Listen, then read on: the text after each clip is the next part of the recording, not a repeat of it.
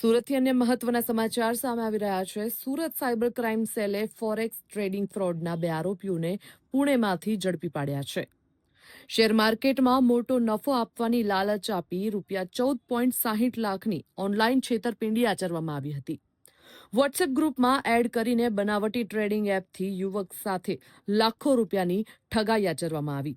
Forex ટ્રેડિંગના નામે સુરતના વ્યક્તિને ₹14.60 લાખનો ચૂનો લગાવવામાં આવ્યો હતો.